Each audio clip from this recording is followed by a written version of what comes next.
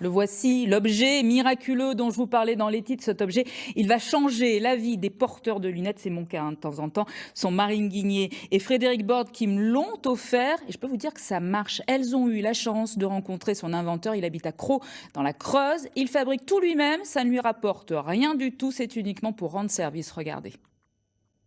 C'est ici, chez lui, sur cet ordinateur, que ce Creusois a esquissé sa dernière trouvaille. Après avoir conçu des visières de protection anti-Covid, il a imaginé un pince-nez pour répondre aux contraintes liées au port du masque. Une pièce en plastique de 5 cm sur 3, dont la dernière version évite la formation de buée sur les verres de lunettes.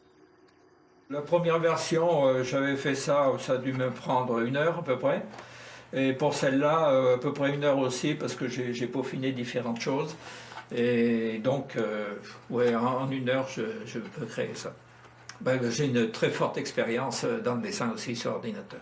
Ça m'a permis justement de rendre service à tout le monde. Ces imprimantes 3D fonctionnent 24 heures sur 24 en 15 jours. Près de 300 pince-nez ont été produits à Crau.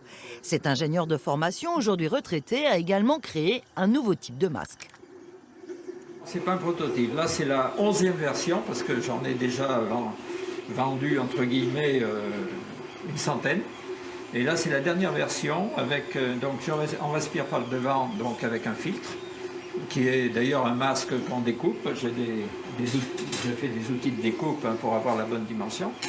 Des produits qui font l'objet d'une distribution en circuit court, en partenariat avec les commerçants de la commune qui volontiers jouent le jeu. La boulangerie, je les vends très très bien. Les gens, ils viennent, maintenant ils le savent, ça bouche à oreille et puis les gens, ils viennent beaucoup. Il fait ça avec des imprimantes 3D et il en a une à moi chez lui pour lui aider justement à fabriquer tout ça. Donc, et c'est lui qui m'a formé au balbutiement de l'impression 3D. À noter que le pince-nez anti-buée est commercialisé à un prix modique au profit du Téléthon.